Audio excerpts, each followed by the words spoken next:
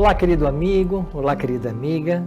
Sejam bem-vindos ao nosso terceiro encontro do projeto 10 dias de oração e 10 horas de jejum. Antes de nossa reflexão, eu quero perguntar, você já escolheu os 5 amigos pelos quais orar ao longo desses 10 dias? Lembre-se, são amigos que você vai convidar para um estudo bíblico no sábado, dia 4 de março. Esse será o dia do estudo bíblico. E para te ajudar nesse estudo, vamos te dar 6 opções de estudos da Bíblia. Essas opções são Ensinos de Jesus, Jesus restaurador da vida, Ouvindo a voz de Deus, Profecias de Daniel, Apocalipse, Revelações de Esperança e o curso Amigos de Fé. Depois de orar por seus 5 amigos, você deve oferecer um desses estudos e ele pode até escolher qual fazer. Então você precisa se inscrever no nosso site ministerionovotempo.org e lá você vai ter acesso não só às lições desses estudos, mas a videoaulas para cada lição. Isso mesmo, preparamos um vídeo para cada lição do estudo. Bem, nos próximos dias trarei mais novidades sobre isso. Vamos ao tema de hoje? Palavra soberana. Palavra soberana. Você sabia que, segundo a Biblioteca Britânica, atualmente existem 48 cópias da Bíblia de Gutenberg? E embora nem todas estejam completas, algumas são apenas fragmentos. Ela foi o primeiro livro impresso por volta de 1455. E por que esse livro tem atraído tantas pessoas durante séculos? Por que nos sentimos tão diferentes quando refletimos sobre seus ensinos? Há pelo menos 4 razões que tornam esse livro tão sublime. A primeira razão, a origem da palavra.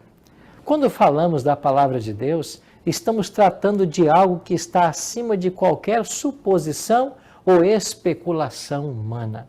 Embora tenhamos elementos humanos presentes na transmissão da palavra, nunca devemos esquecer que a Bíblia é a verdade divina expressa em linguagem humana. Há vários textos que comprovam a sua origem. Pedro, por exemplo, escreveu: porque nunca jamais qualquer profecia foi dada por vontade humana. Entretanto, homens santos falaram da parte de Deus, movidos pelo Espírito Santo. Paulo também escreveu: toda a Escritura é inspirada por Deus e útil para o ensino, para a repreensão, para a correção e para a educação na justiça. 2 Timóteo 3,16. A palavra de Deus tem o seu selo, sua assinatura e sua identidade. Por revelar ao ser humano como ele é de fato e por revelar a graça salvadora em Cristo, não resta dúvida de seu caráter divino e do poder que ele tem acima de tudo. Por isso podemos crer na sua inspiração. Uma segunda razão que torna a Bíblia esse livro tão excepcional é a sua autoridade, a autoridade da palavra. A autoridade da Bíblia está intimamente ligada a quem a pronuncia. A nossa confiança ou credibilidade em qualquer coisa que ouvimos ou lemos depende da fonte. De acordo com os profetas, por ser Deus o responsável por sua própria palavra, tudo aquilo que ele pronunciou ou pronuncia acontece. Veja o exemplo da pesca dos discípulos. Eles haviam pescado a noite toda e nada haviam apanhado. E Jesus pede que eles lancem as redes novamente. Pedro então disse: Mestre, havendo trabalhado toda a noite, nada apanhamos, mas sob a tua palavra lançaremos as redes. Fazendo isso, eles apanharam uma grande quantidade de peixes e as redes deles começaram a se romper, diz o Evangelho de Lucas. Não há dúvida de que a autoridade da palavra de Deus, como dizia Charles Spurgeon, ou temam não a desprezem, observem sua autoridade, porque ela é a palavra de Deus. Mas há uma terceira razão para a Bíblia ser um livro tão especial. É o seu poder, o poder da palavra. Quando aplicado no coração pela pessoa do Espírito Santo, a palavra de Deus é capaz de fazer uma obra que nenhum ser humano pode fazer. Paulo deixa isso muito claro no livro de Hebreus quando afirma: porque a palavra de Deus é viva e eficaz, e mais cortante do que qualquer espada de 2 gumes. Está lá em Hebreus capítulo 4, verso 12. A Bíblia é a palavra viva. Isso reflete o caráter verdadeiro do próprio Deus, a fonte de toda a vida. Toda obra da palavra de Deus em nosso coração tem como propósito nos tornar mais semelhantes a Jesus. Por isso, pregar a palavra é mostrar que existe esperança para o homem caído. Há uma história que ilustra isso muito bem. Durante a Segunda Guerra Mundial, o barco do tenente John foi bombardeado e afundou por um torpedo japonês perto das Ilhas Salomão. Após se agarrarem aos destroços de seu barco, por algumas horas, os 11 sobreviventes decidiram tentar nadar até uma ilha que se avistava à distância.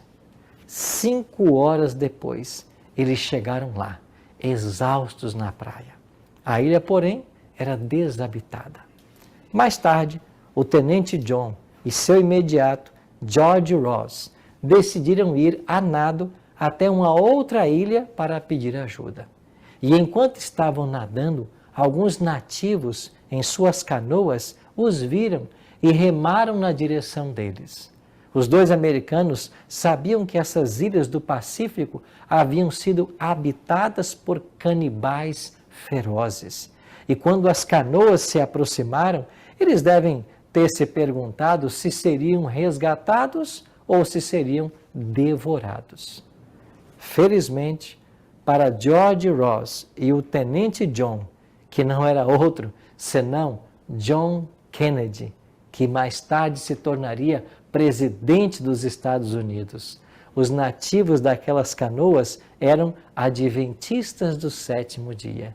E embora seus ancestrais tivessem sido canibais, eles haviam se convertido pela palavra de Deus. Esse apenas é um exemplo do maravilhoso poder que há na Bíblia. Vidas foram preservadas, porque outras vidas foram transformadas. Tudo porque um dia ouviram, acreditaram e aceitaram a mensagem de missionários que simplesmente apresentaram a palavra de Deus como ela é. E, finalmente, um quarto motivo para ser a Bíblia tão especial. Jesus é o centro dela. Abrir as Escrituras é ter um encontro com Cristo. É verdade que nesse livro vamos nos deparar com poesias dos Salmos, as vibrantes experiências de reis e profetas, a singularidade dos evangelhos e o fervor da igreja nascente aqui no livro de Atos, a sublimidade do livro de Hebreus, os deslumbrantes livros proféticos de Daniel e Apocalipse, mas nenhum deles tem seu fim em si mesmo, pois o conteúdo é a revelação das Escrituras se encontram em Cristo. John Stott afirmou essa grande verdade ao fazer uma tremenda declaração sobre a centralidade de Cristo nas Escrituras. Ele disse: há apenas um modo de adquirir concepções claras, verdadeiras, revigorantes e sublimes a respeito de Cristo. E esse modo é pela Bíblia.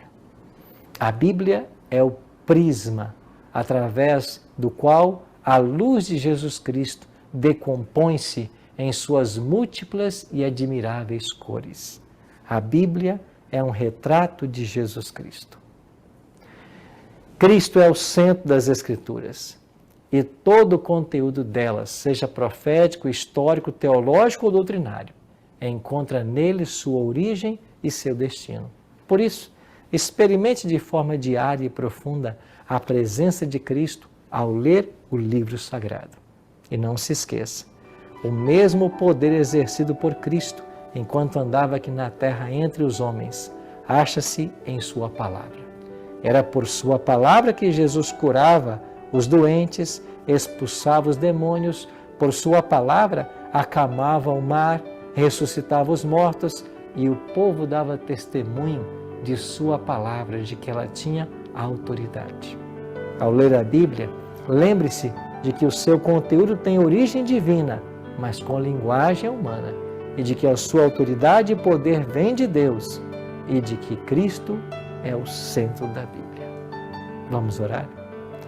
Pai, muito obrigado por esse livro tão especial que temos em nossas mãos e pela oportunidade de estudá-lo. Que ele possa nos abençoar a cada dia e nos ajudar em nosso preparo para a eternidade. Oramos em nome de Jesus. Amém.